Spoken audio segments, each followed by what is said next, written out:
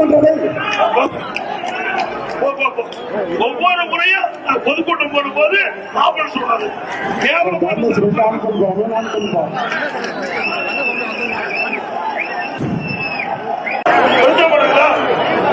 இந்த டிரைவரு இதெல்லாம் குறிச்சு வச்சுக்க, நம்பர் குறிச்சு வச்சுக்க, யார் நம்பர் பேசிக்க.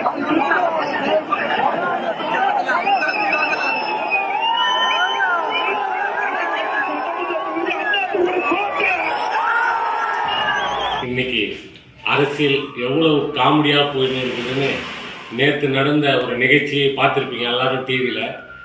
நம்ம எதிர்கட்சி தலைவர் எடப்பாடி பழனிசாமி அவர்கள் ஒரு ஆம்புலன்ஸை பார்த்தோன்னே தனியாக வருது, ஆள் இல்லை, நோயாளி இல்லை, அப்படி இப்படின்னு சொல்லி ஒரு மன அழுத்தத்தில் இருந்தார். அது எல்லாரும் பார்த்துருப்பீங்க.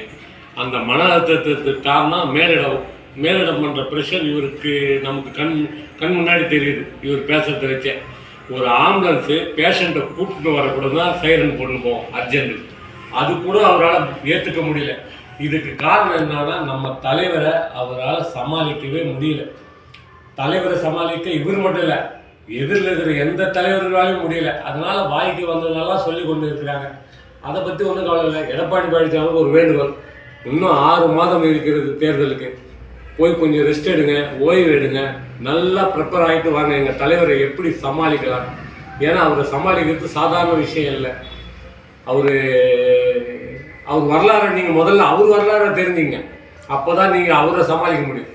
ஏன்னா அவர் சாதாரண தலைவர் இல்லை, இன்னைக்கு உலக லெவலில் போய் நின்றார். இவரோட திட்டம் இந்தியா முழுக்க ஒழிக்குது. 1000 ரூபாய் மகளிர் உரிமை திட்டம் தரவே முடியாதுன்னு சொன்னவங்க இன்னைக்கு டெல்லியில் கொடுக்குறாங்க.